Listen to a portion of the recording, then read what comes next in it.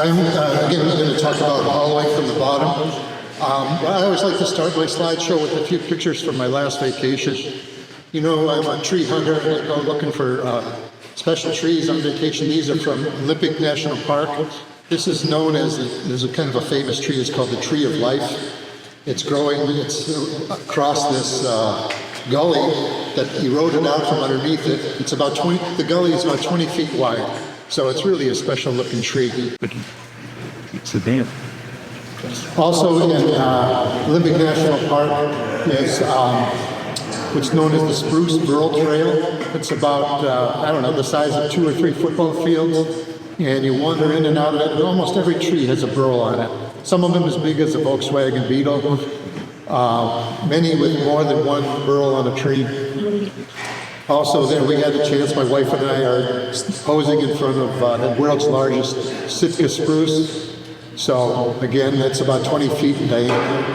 Very cool looking. The next slide. And the Olympic National Park is in Washington State. There's 3 main trees in the Pacific Northwest: the Douglas fir, western red cedar, and the Sitka spruce. There's many others, but the hemlocks, for example, also. But the real big ones I like were the red cedars. So I thought that was those would keep you busy for a while if you were able to take those down. Okay, so now we're going to start hollowing. You know, this is my specialty. I do want to mention that you can choose an easier shape to make your life easy, and then as you get more and more experience, you can go to more difficult shapes. So in the your upper left is the easiest shape, that vase shape out of box elder there. You could use only a single tool, a straight tool can excavate that entire inside. In contrast to the one in the upper right, that with the very flat bottom, that's a much more difficult shape. Okay, so the 2 hollow forms on the lower left are easy because the entry hole is large. Okay, the last one in that group is easy because the entry hole is large, but you can make it look more challenging by adding that black collar to it. And the upper lower right is the most difficult. Small entry hole, big diameter, and a flat top. So you make the entry collar so that your opening can be large as you plow these and then collar. I'll show a little bit more on that. Go ahead, next slide. good. Okay, so, whoops. You went too far, Joe. David Ellsworth, the inventor of hollow forms. One of my heroes. The one on the left is a conventional, what I would call conventional hollowing. It's about a 1-inch entry hole on an 8-inch piece, something like that. But he's really specializes in that, the one on the right, where it's a very small entry hole. And how he does that with such a large piece is, it's not a mystery, but it's a wonder when you watch him do it. And I can't approach that technique, that level of expertise yet. Go ahead. This is one of mine. This conventional hollowing. There's an entry hole of about 1 inch on a 10-inch diameter piece. Again, it looks very nice. Go ahead. This one I'm trying to get to the point where I got a very small entry hole or a very tall neck. This is what's known as a weed pod or a bud vase. This is not really hollowed. It's just a hole drilled down the middle. But it's very nice to put a few dried flowers in there, and a small piece of wood would be fine. Okay, this one here, this is about 8-inch diameter, 7-inch diameter, and only 2 inches tall. But the entry hole is very small. And the way I achieved this one was I turned 2 halves of a narrow blank, like a 1.5-inch blank, and then I joined them together at the midpoint. So it's really making 2 bowls and drilling a hole through it.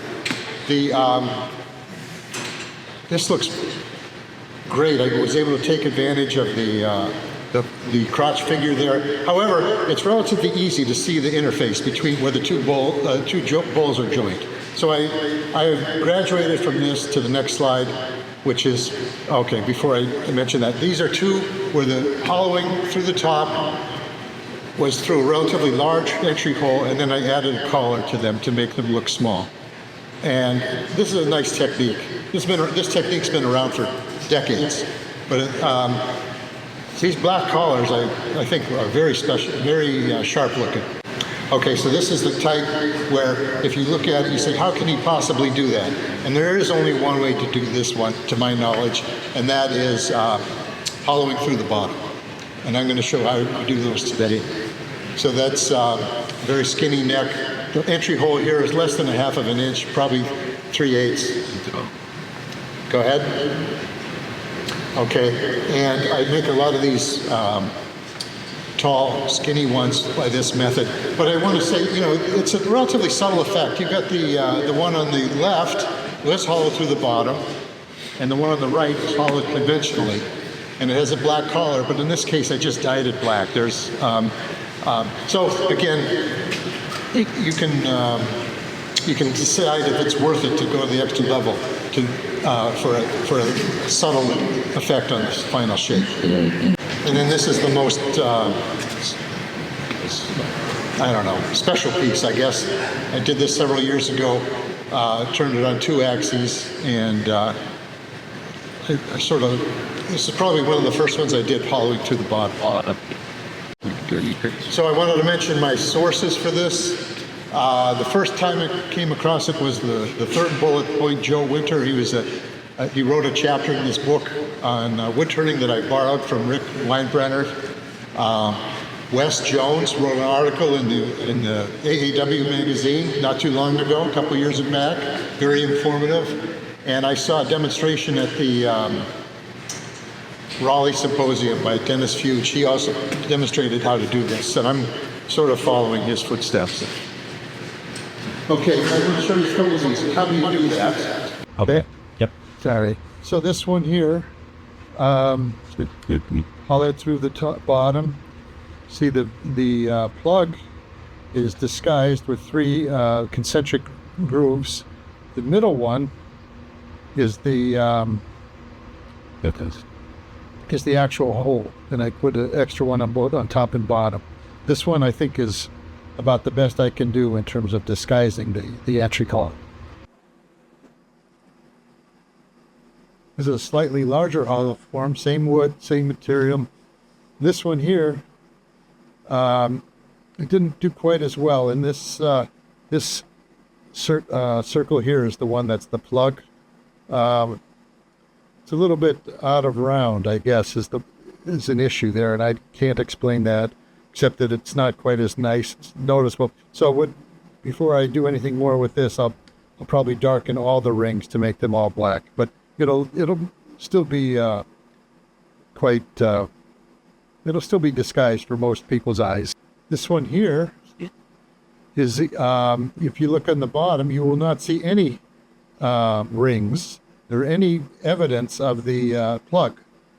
But in fact, I had managed to create the contour of the wood such that the plug meets up on the rim of the bowl, and that's like very difficult to pick out unless you're really looking for it. And finally, this one here, I attempted to do the same thing. However, I wasn't able to taper the wood the way I liked, and I ended up the plug was glued onto the main body. It moved up from where I wanted it up to here as I changed shape of the piece on the outside. So you can sort of tell, especially here, you can see the mismatch of the grain. And again, you just have to, sometimes you don't hit exactly what you want. Okay, now I'm going to talk about my tools. Maybe put something in here just to give a little background.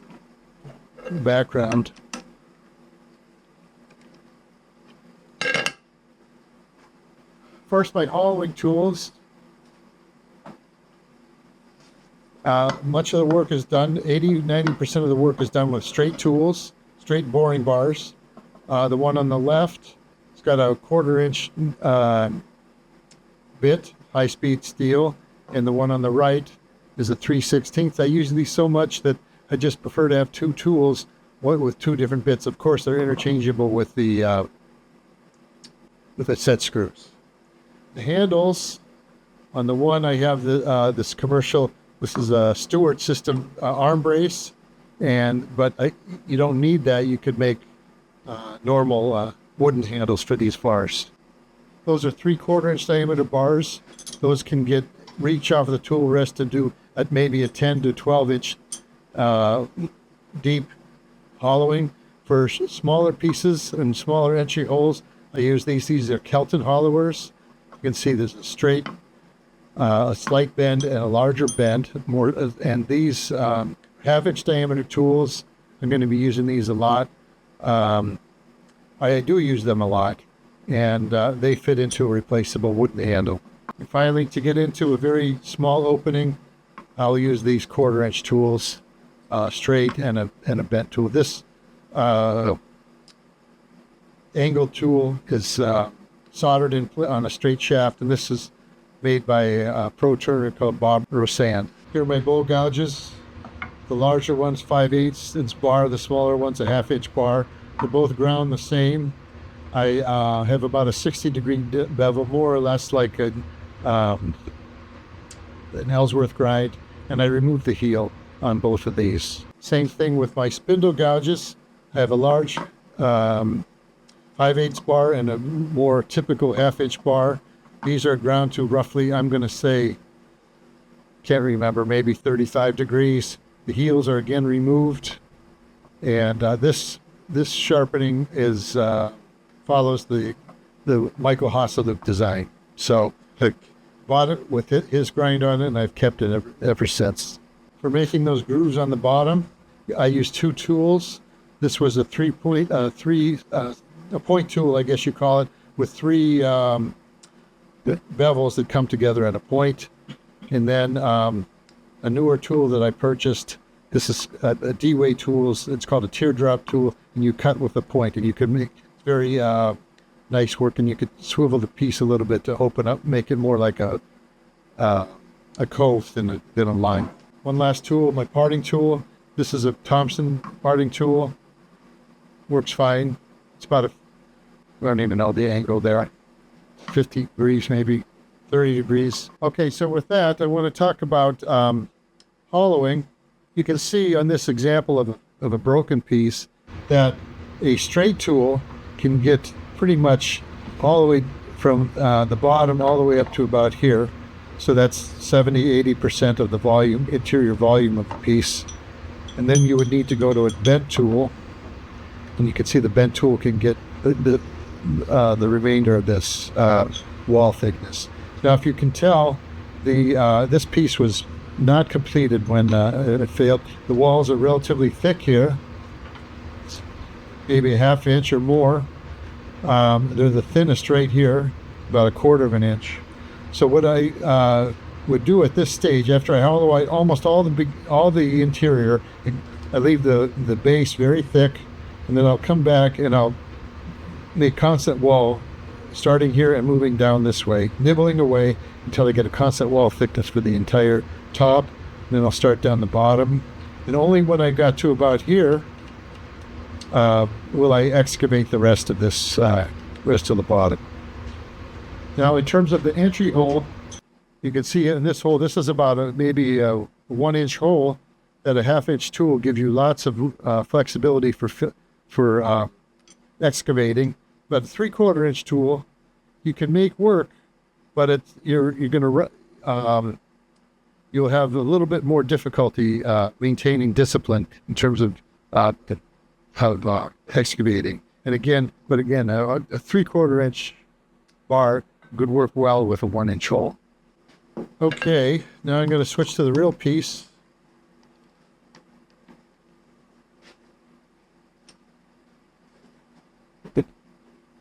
I'm going to hollow by hand today. I could hollow with a jig. I use a Jameson rig quite a bit, but for demonstration purposes, I thought it would be better to show hand hollowing. This is a piece of mahogany from Don Wilhelm's estate. It's a very nice piece of wood. Mahogany is a nice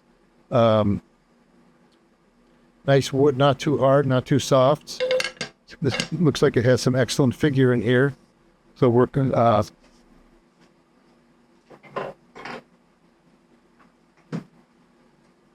First thing I do, turn with tailstock support. Okay, the first thing you have to do is decide which part of this blank is going to end up being the top of the vase. I'm going to make a vase-like shape, and which is going to be the bottom. And the way I do that is with my spindle roughing gouge. If I hold it straight, to make this round, the flute I have it either at 12 o'clock or maybe at 3 o'clock or 1 or 2 o'clock or 11 o'clock like this. However, if the tool is coming in perpendicular to the lathe bed, you'll get a roughing cut. But if you turn the tool to about this angle, you'll get a very smooth, pleasing cut, and that will allow you to get a smooth cut and really see the grain pattern before you go any farther. You need to do something there, Joe? No. Okay. All right, I'm going to put on my mask. We'll take a second here.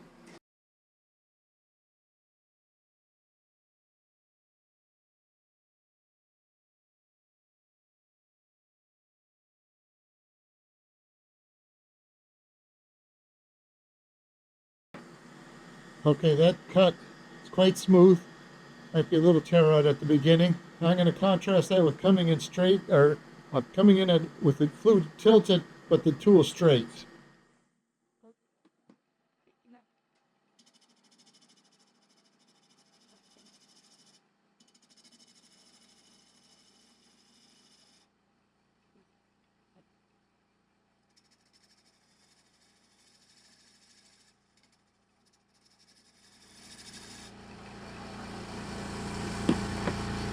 Okay, so this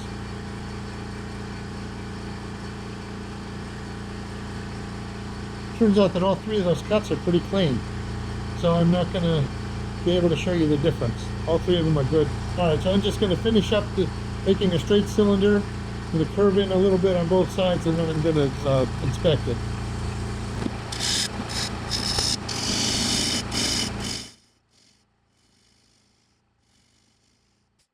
Remember, you're anchoring the tool handle into your belly, and you're using your body to move.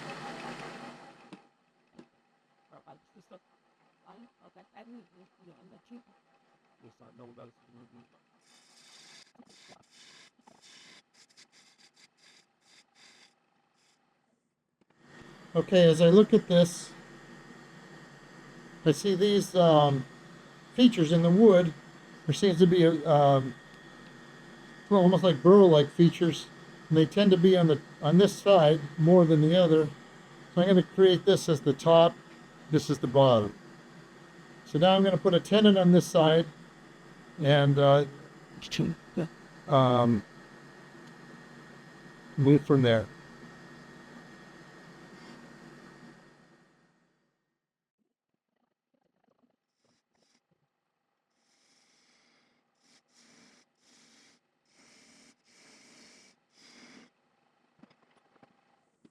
This is the gauge I used for sizing the tenon. This is the largest this hurricane chuck can go. It's about 3.5 inches. And the smallest, you see I'm right in the middle, where I usually go. So now we'll just fine tune the dovetail angle on the tenon, and make sure that this angle here is appropriate. When you want the perfect tenon, will have this surface being 90 degrees to the lathe bed. However, 91 degrees is bad, much worse than 89. So I always shoot for 89 degrees, or 88 or 87, a slight taper in, which improves the hold, how the piece is held in the chuck. I use the spindle gouge to form the angle. So you're using serrated jaw chuck and not a dovetail. This is a dovetail, so I'm going to make a dovetail first. I eyeball it. I don't feel the need to have an exact match. It's really critical to get that wood out at this area here. With the one-way jaws, I would still do this. I would still make this this angle 89 degrees. All right, that's good. Now, next thing we're going to drill a hole. Going to get a starter. So this is going to be this is the top, so the entry hole is going to be quite small on the top. So I just want a small cone to be a starter for a small drill bit.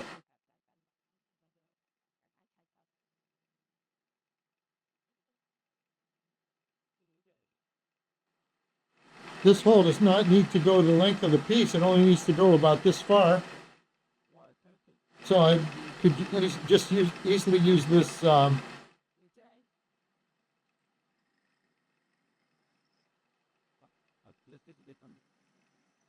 standard drill key as a holder, not even turning it on. Although you could turn it on.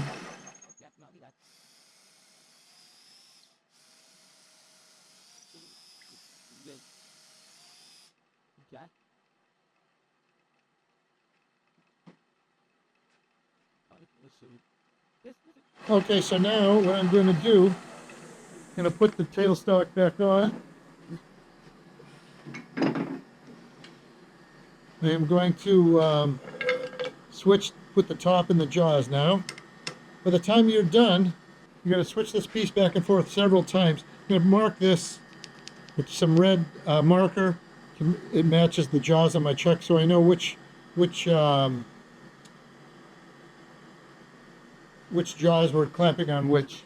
It reduces run out a little bit.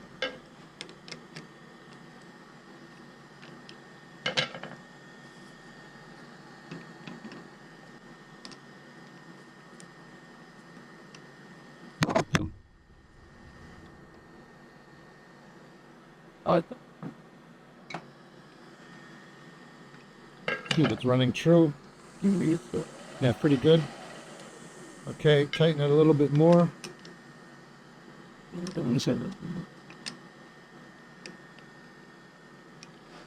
Okay, so, and this is going to be the bottom. So, we're going to create a plug here. Remove the plug, then excavate the bottom through a large hole, and then glue the plug back in place. So the first thing I want to do is get a little bit more shape on this.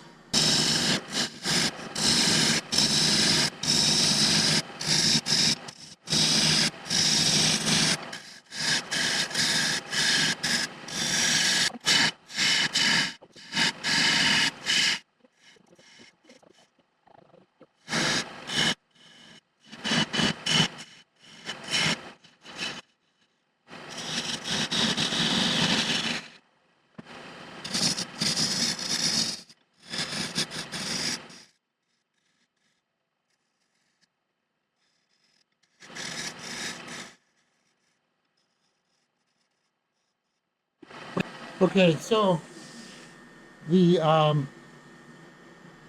rough shape is there. By the time I'm done, this will be curving much more down at the foot, and the neck will also be tremendously modified. And the quality of this cut is adequate. Just it's not great, but I just wanted to get the rough shape before I go any farther. I'll be having 2 or 3 more opportunities to smooth this out and fine-tune the shape. So now I'm going to create this plug.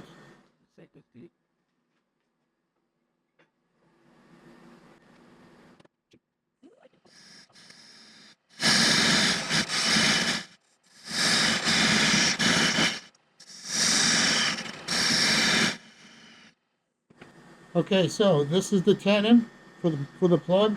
This is just waste wood and a flange that helps with glue up, and this is going to be the plug. This is where I'm going to part it off.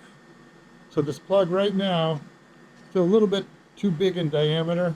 We can reduce it a little bit and then finish parting it off.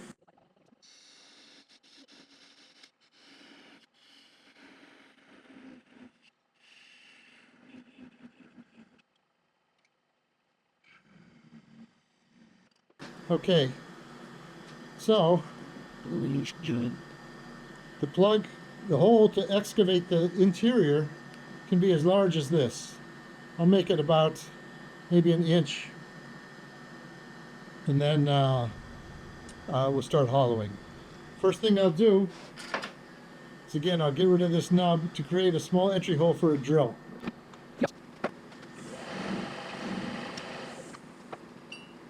You could use either Forstner bits, or I have a couple of large brad point bits.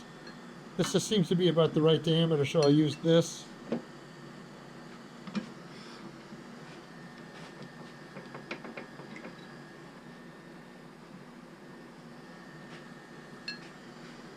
See that this will go, I'm going to get distance should be about to here, so that's almost the entire length, including the straight part. So I'll just keep on going until I get to about here. For drilling, you generally go at a slightly lower speed. Smaller the bit, the faster you can go.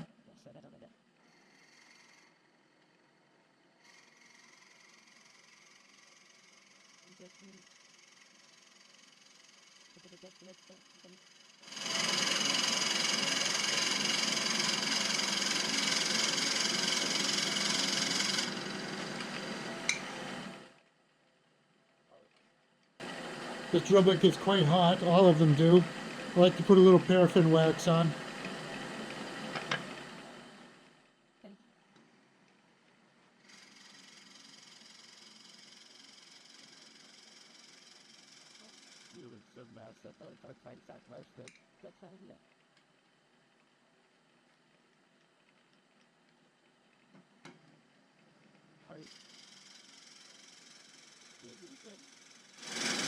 Now a drill is not really necessary, but it does make things easier. You could live with a very small hole, or no hole at all, and just excavate with the boring bar.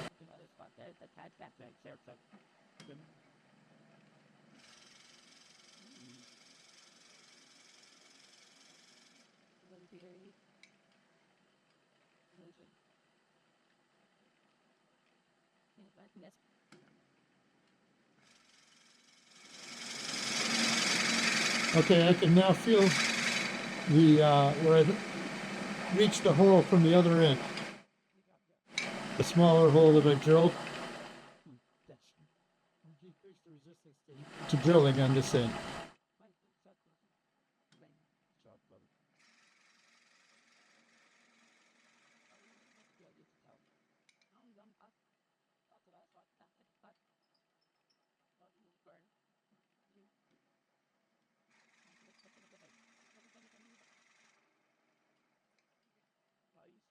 All right, that's it.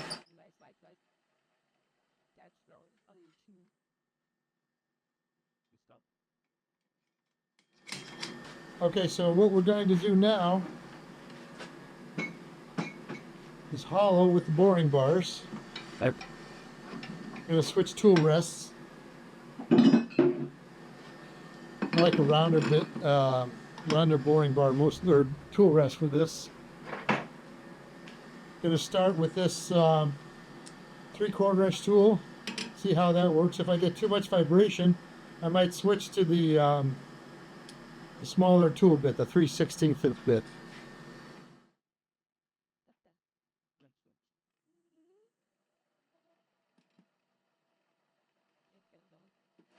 What you're going to be doing, you can go in a little bit, and you go out to the side.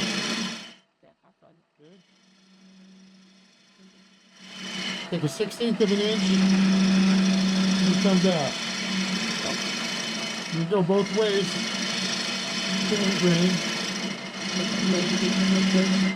But the preferred method, especially when you get down deep, is to go just out. So from the inside of the piece to the outside. And then it cuts the grain better. I'm going to be going both ways to, it just speeds things up a little bit. And this is a soft enough wood you could do that.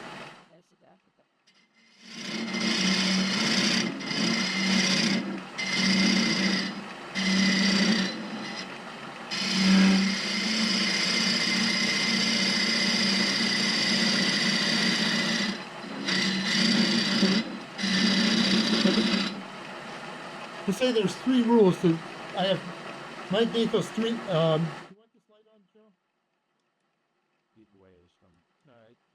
All right. 3 rules of hollowing.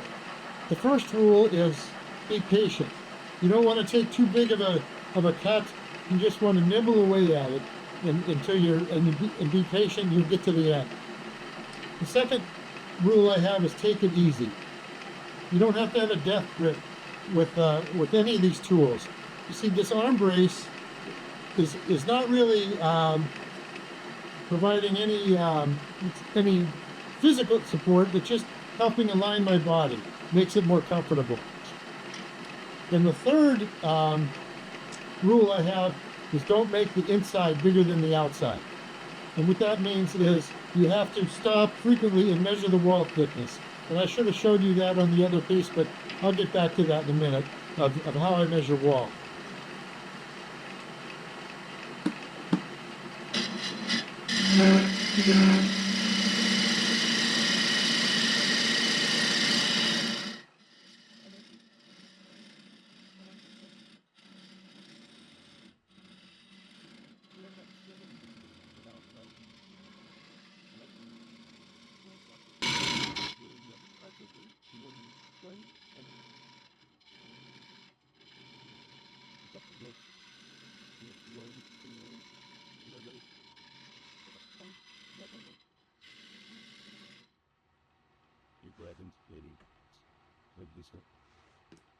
The other thing is you're supposed to be cutting at or slightly above center. I think I'm slightly below center.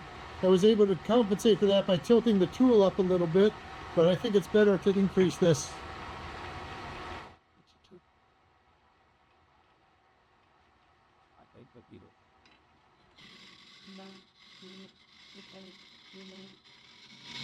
See, nibbling cuts.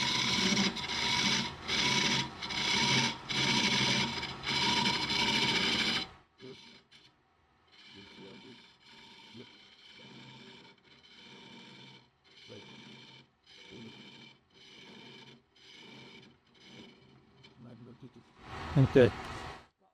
So here's the part about being patient.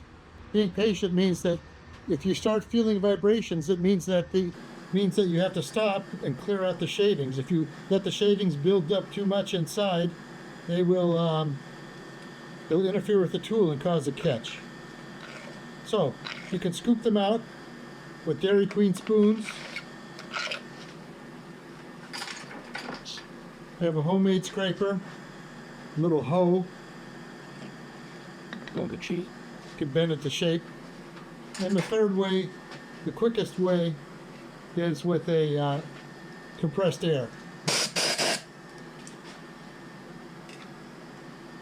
Okay, so I'm going to start this thickness here. I'm going to leave about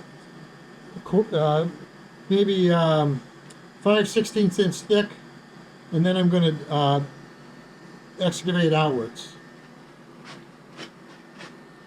Follow the contour of the bowl.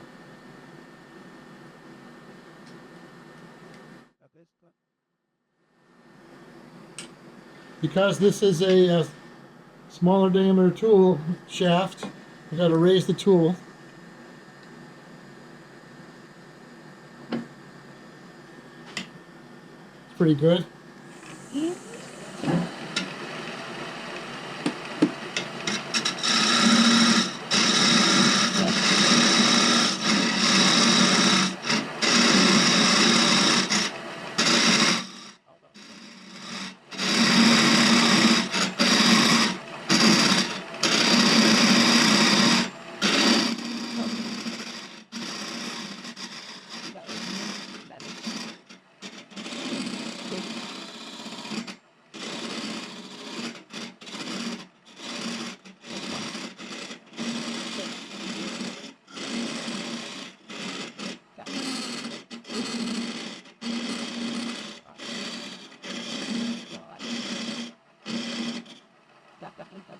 separate pickups for those mics, right?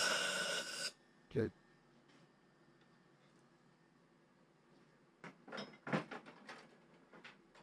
Okay, to measure wall thickness, this caliper, this is a Woodfast brand. I mean, I'm about 15 millimeters thick. And it's about the same to about here is about 20 millimeters. So again, a very rough inside, and it's very thick. 15 millimeters is almost 3/4 of an inch. I want to get it down to that, no more than maybe 10 millimeters or something like that.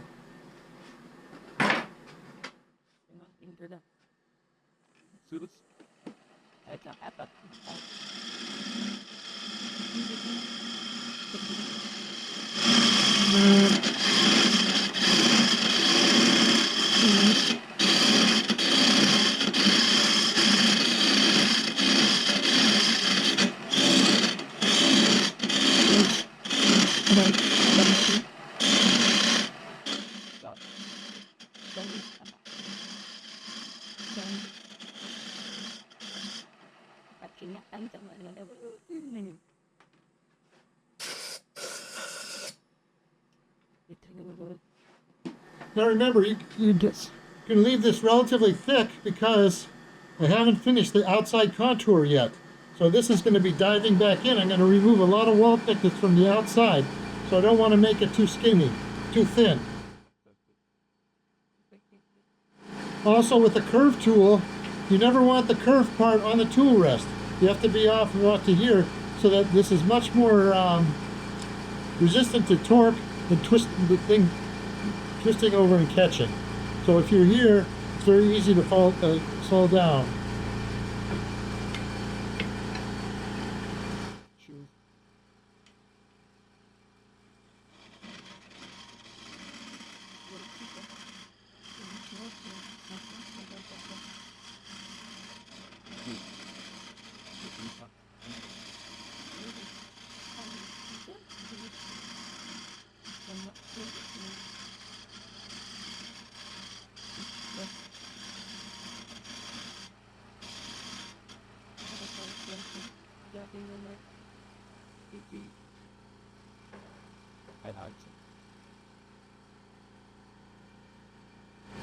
Okay, about 10 millimeters here, 15 millimeters there. So I've got this, the wall thickness near the bottom about where I want it. Now I'm going to just continue hollowing out the rest of this.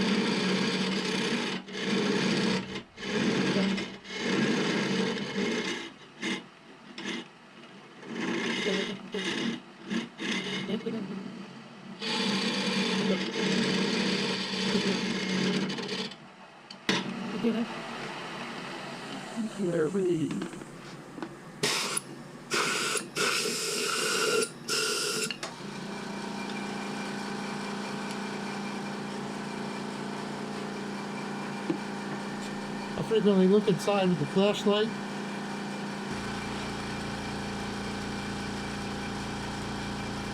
Yeah, pretty far deep.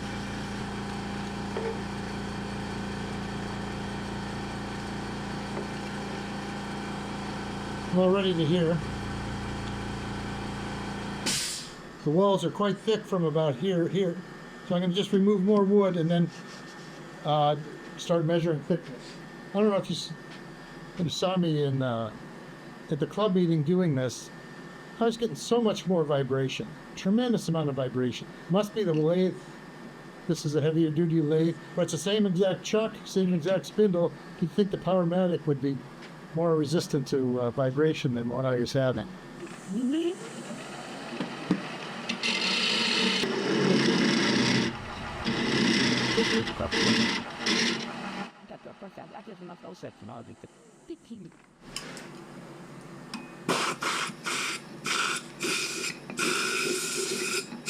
So as you're hollowing, how do you know when you're getting to the bottom? That you're not blowing out through the bottom. Well, in this case, you could feel the hole. When I normally do it, I have the Jameson rig set up and I have a camera that tells me exactly. Now I'm just sort of gauging it. I'm sort of looking at the length of the tool. It's getting close. I mean, you've got about a 1/2 inch of thickness. Not going to go much more because, again, I got to do a lot of modifying of the shape. In fact, I'll measure wall thickness now.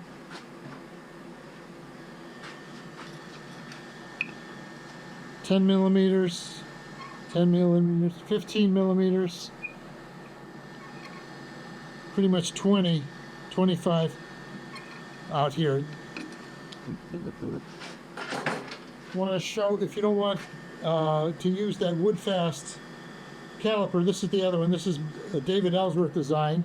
You see this gap here is about 1 inch. Stick it in here.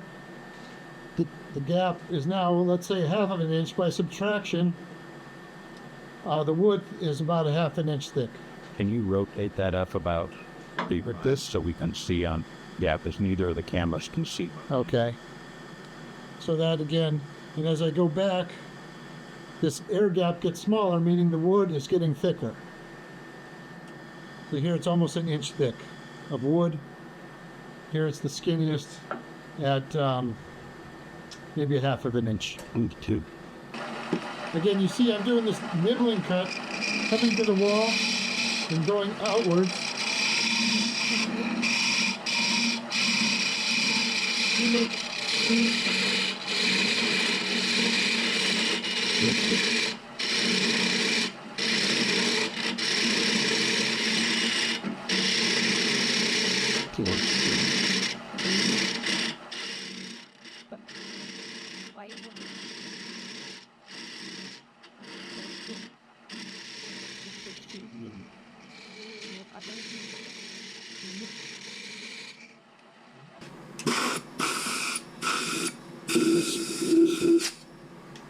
So can you talk a little bit about how you're holding that last hollowing tool? Because I noticed, right, like you're not carrying it against your hip like you normally would. Yeah, that's because I was lazy, I guess. But I didn't want to bump this.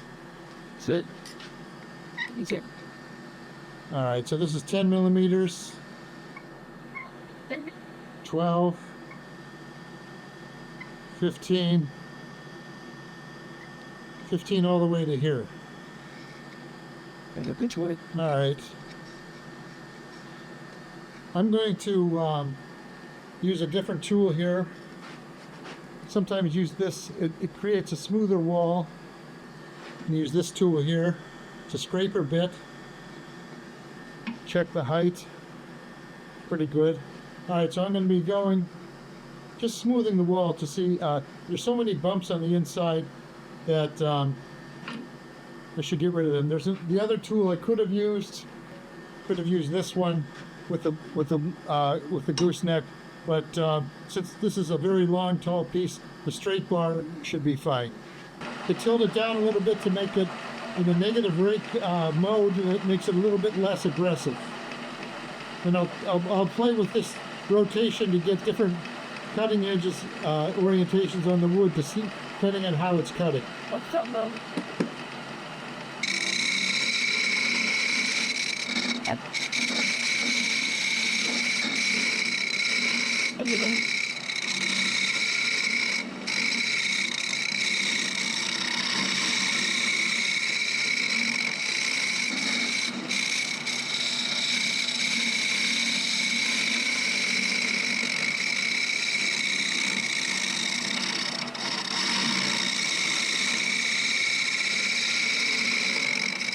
Yeah, it's about 8 millimeters here. Still 12 by here.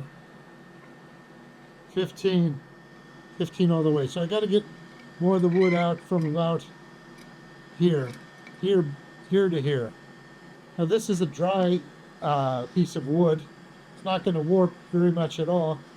More often than not, I'm hollowing out green wood, and the green wood then will have it'll change shape as it dries to become oval, and I leave the walls thicker in that case in order to compensate after truing it up when you're done, or after it dries.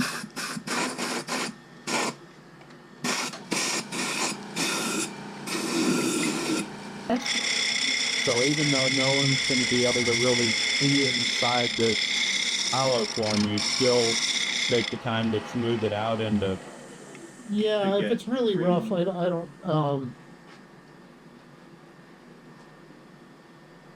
I'm still so thick that it helps also with measuring the wall thickness. If it's too bumpy in there, in general, with these very small openings, and you don't have to spend too much time on the inside.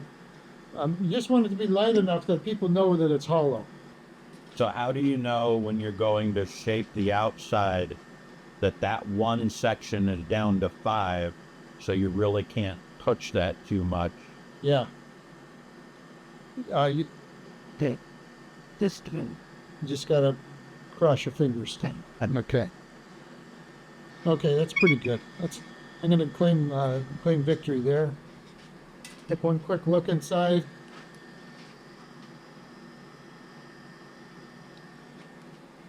You can see how deep I am. Each week.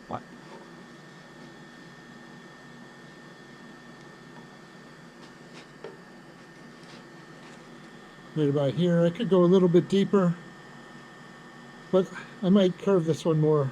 I'm going to leave it like it is.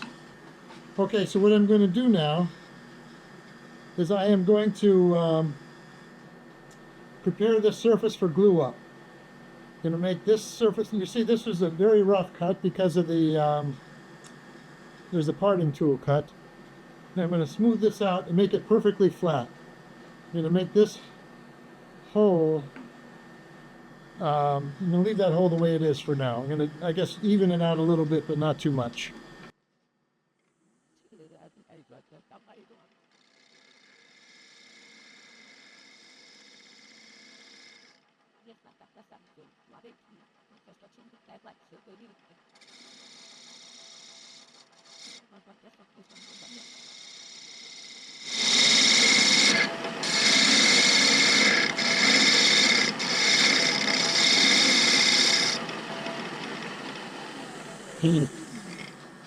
See, the tear out is pretty much reduced. It's not eliminated. I don't want to remove any more wood if I don't have to.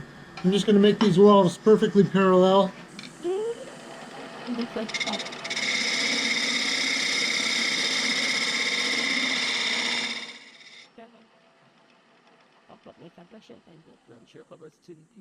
Next thing to do is I'm going to put this on. I'm going to match this tenon to this hole. This is the plug. This is the tenon. The plug has to, now it's about 1/4 inch greater than needed. Yes.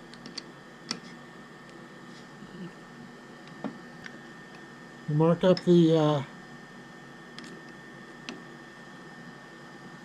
red mark with the red jaws. So this will get me close, but I don't use it for the exact measurement. I just try to get close. So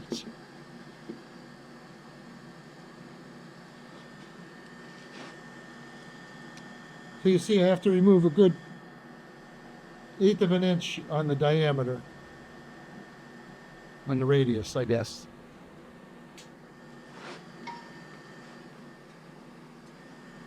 This I'm going to clean up also, this surface, and make sure it's flat.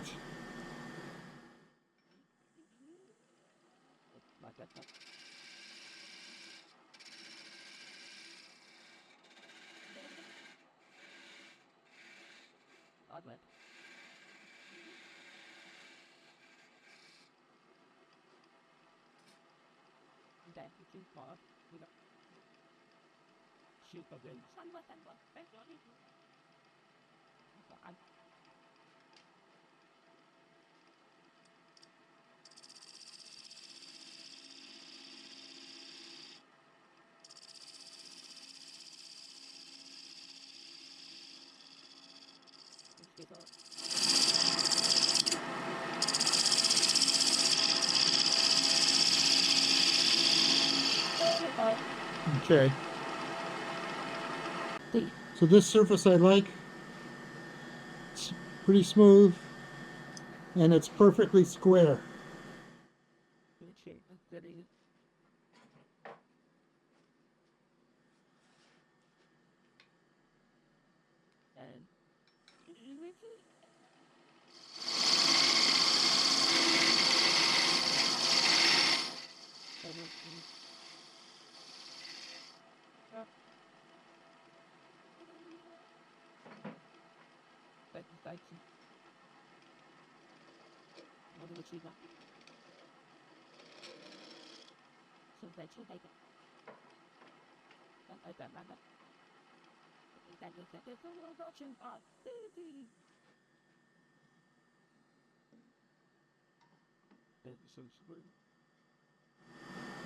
Okay, we're getting close enough. I prefer to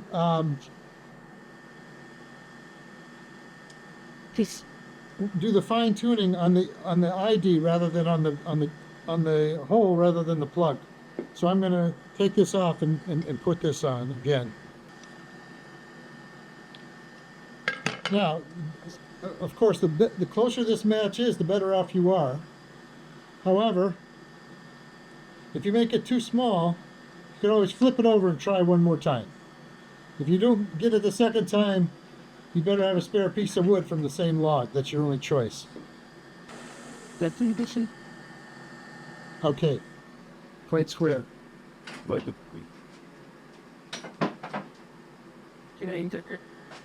Okay, so the goal then is to make this whole match. So do you ever measure the plug to make sure it's at a perfect 90?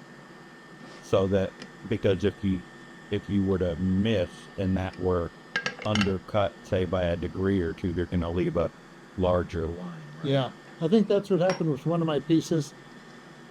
But I usually just eyeball. I'm eyeballing I'm lining up my tool with the bedways, and I'm just plunging in.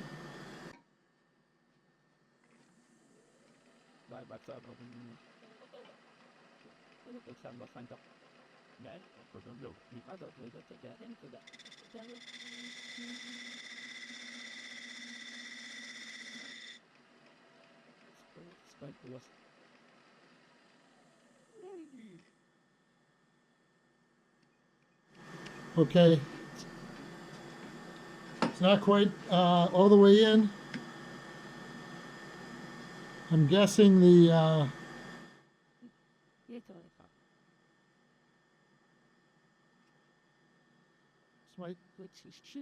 this taper might not be exactly square, or this hole might not be exactly square.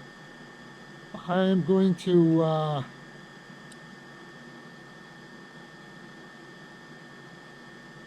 open this up just a little bit.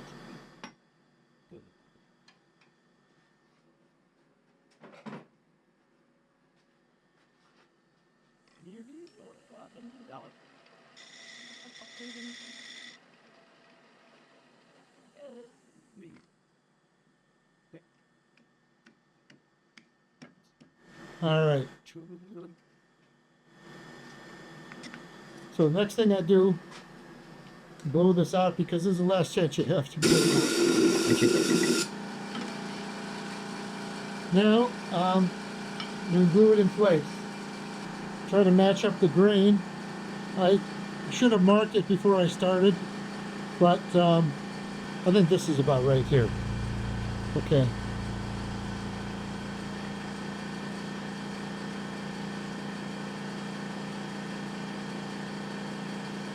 The texture of this wood on the side matching up pretty good. I'm going to say that's good. I'm going to use regular yellow wood glue to glue it up. I'm going to glue the real surface that needs to be glued is this one here. Okay, let me mark it here.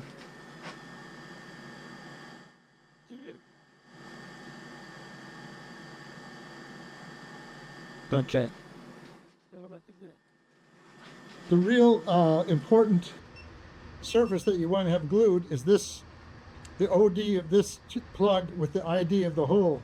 But I'm also going to glue this entire surface because it'll provide more stiffness when I reverse the turning.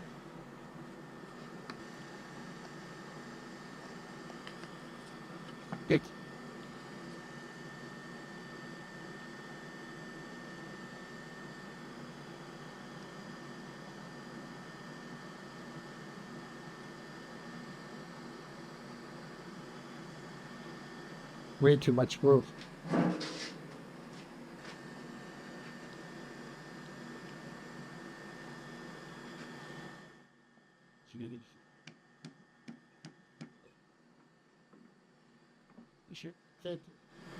Apply tailstock pressure. Let the glue set. Now again, I want to try this one here. This one is a piece of elm. I turned it when it was very wet. I got the weights on the side. It started out at 1,200 grams, and by the time it was done drying, it was at 800 grams. So it lost 30% of its weight. In doing that, this hole is no longer round. This tenon is no longer round. This plug is no longer round either, and in fact, it's very curved. You see the waviness of this thing.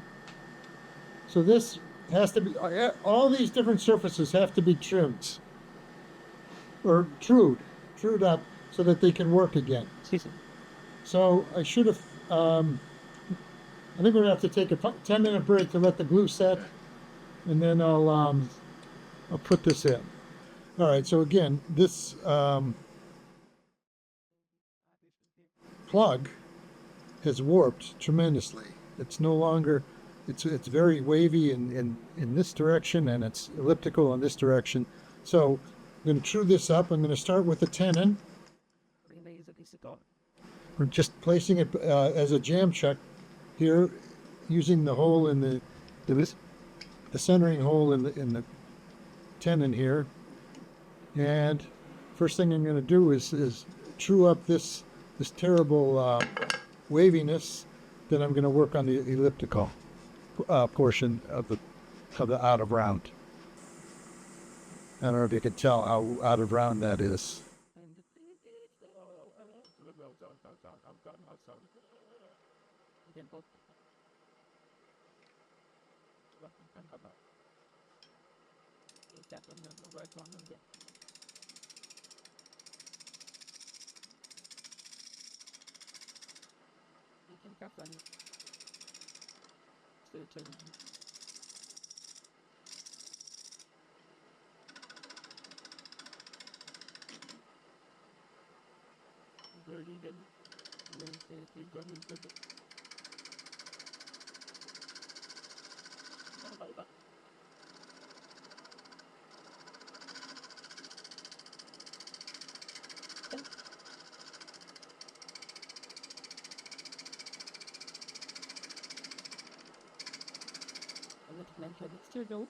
Take a look.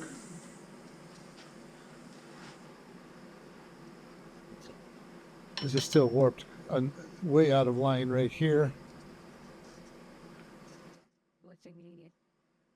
Could do a little bit more.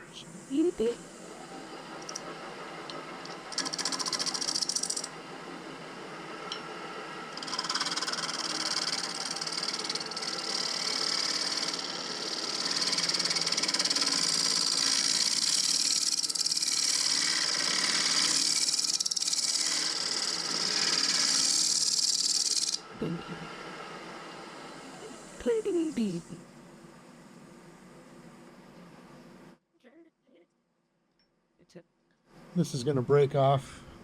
It's so skinny. I don't think it's worth. I could repair it with super glue, but it's so thin it's not going to last anyway. So I think I'm going to live with that. Okay. Now you can put it in the jaws.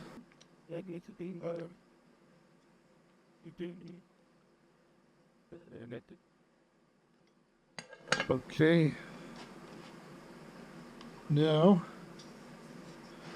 I'm going to true this up as best I can.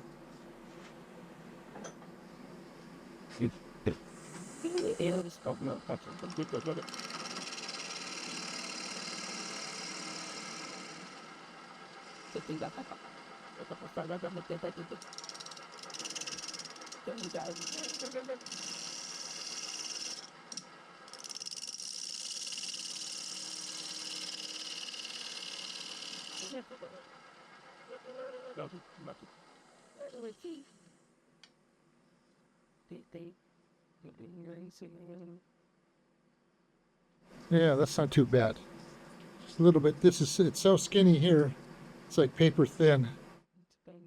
But this plug is going to be trued up. There's a chunk missing out of it. Going to remove that and then call this a good plug.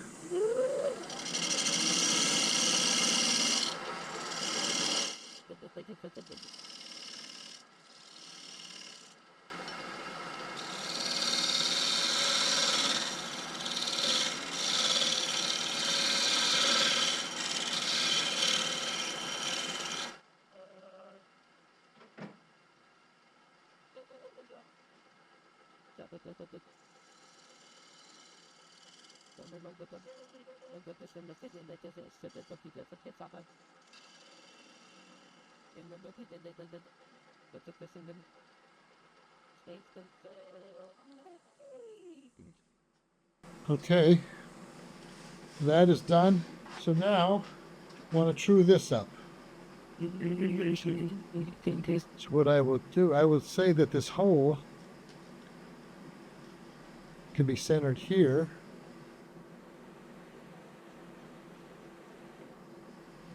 This, and I will put some kind of a jam chuck on the other side, like that.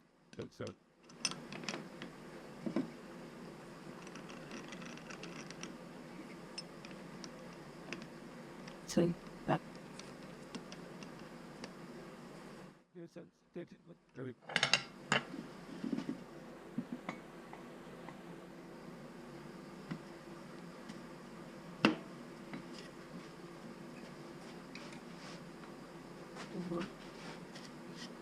Okay, now when I turn this on, watch.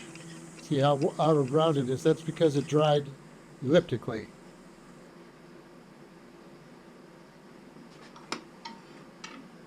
I look at that. I wonder if I should not even close to being square. All right, just have to live with that. Is that right?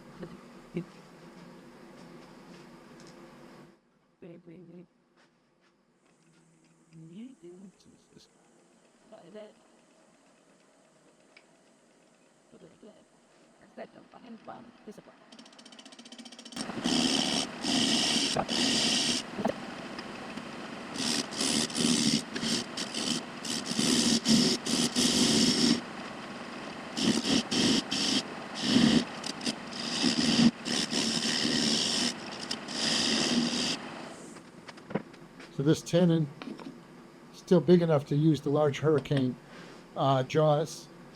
So I'm going to create a dovetail.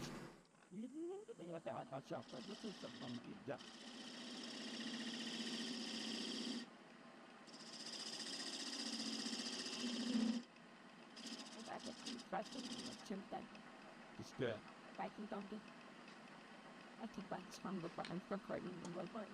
Just make sure it's fully round.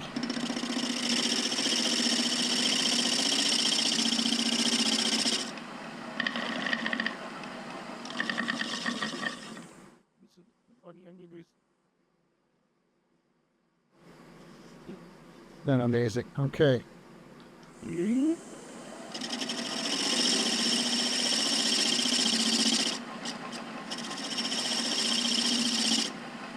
Okay. So that is trued up. This is the top with the hole through it. It's now trued up, and I'll be able to now do the fourth and final true up. So we did the top and bottom of the plug. Now we're doing the top and bottom of the of the vase body. Look at that. That's just me. That is so far out of round. That has not this.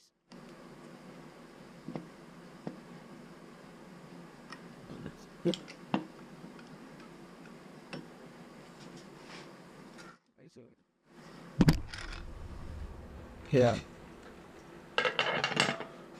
This is so far out of round. I'm not sure I can really fix that. Better. I'll have to work on this off camera. I think you get the idea. Though this, you would have to make this whole round, make the surface very flat and square, and have this hole fit in like this.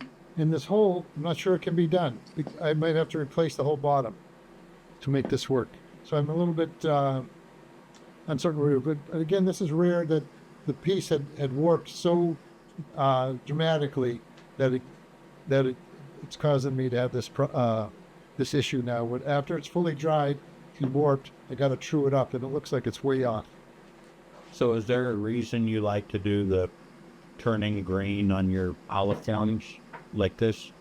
Yeah, it's really much easier. The wood cuts much smoother, much less resistance. Okay, so this piece here was fully dried. I trued up the top and bottom, and I have the bottom on here now fully glued. So this is ready to do final shaping. That means it's great. So the shaping I do is I will put the bottom in the jaws first, do the final contour, remove the tenon on this side just by doing the cutting, and then I'll reverse it to get rid of this bottom.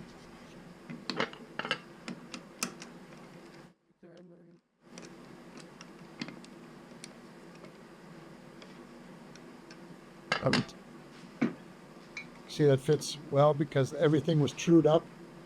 All right, so now do some cut. Let's see how.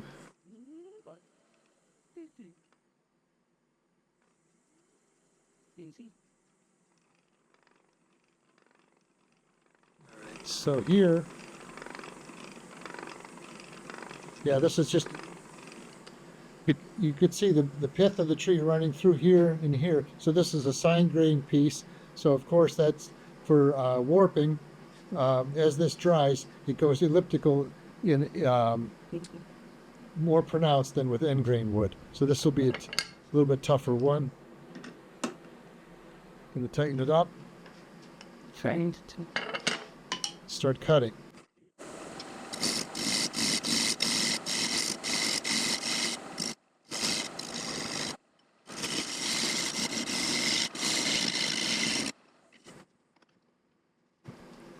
And some creative tear out there, but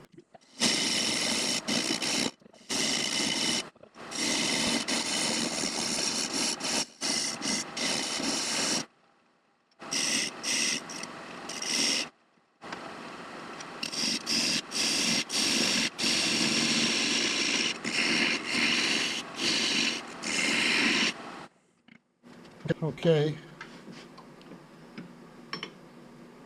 Most of this is now in round. So now I'm going to work on the final shape here. I like to leave tailstock support, so I'm going to just use my boring bar actually to get rid of this tenon. Get this piece of punky wood there too that's not really interesting to look at.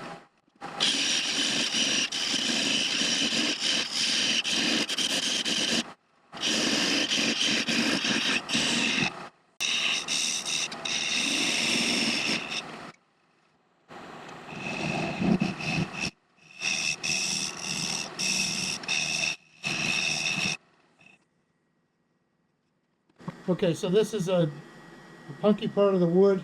It's got a whole divot in it. So that's going to have to be filled with CA glue and sawdust of some kind. This wood here also punky. I don't know what's going on there. That might be part of the beginning of the bark. So I'm going to work on this shape, and then I'm going to reverse it to tell you how the reversing goes. This here is another hole that'll have to be filled.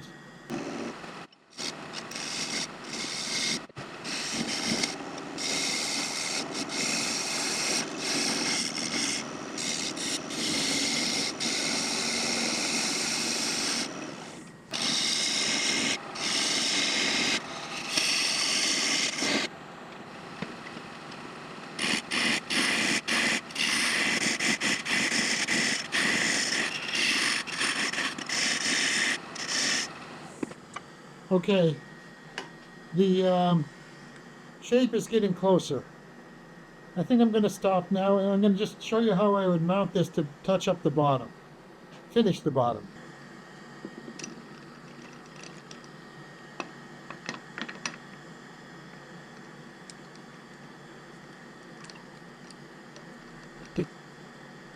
Just a scrap piece of wood with this post machined into it. This is actually a piece of an old chamois. Shelf liner works just as well.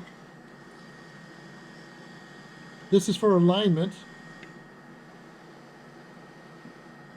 So you want it such that the wood is being supported all the way around. So this piece of shelf liner is a little bit too small. That would be good. Now this tenon does not have a nice easy place for this point center to go in.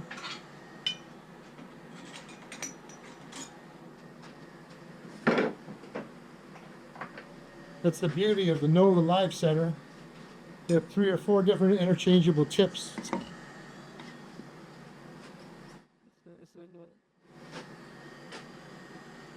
It is go on. Cheers. Like that. Okay, it's lined up very well. Okay, so at this point, you have to be relatively gentle. This is now a thin section. This is your weakest point. Remember, it's hollow on the inside. Issues. So I would use very sharp tools and finish shaping from here down to here. Make it a round bottom, just like those pieces I showed you in the beginning. So that's how I do it. But right now I'm just going to stop. I'm going to, off camera, I'm going to go and finish this contour before I remove this tenon. I could possibly do the whole thing in this orientation. I might try to get as much as I can before I remove this tenon. Because, but the filling, the need to fill this and work on some of this tear out is going to take me quite a while. There's some cracks that have to be resealed also. So I think I'm going to call it quits at this time.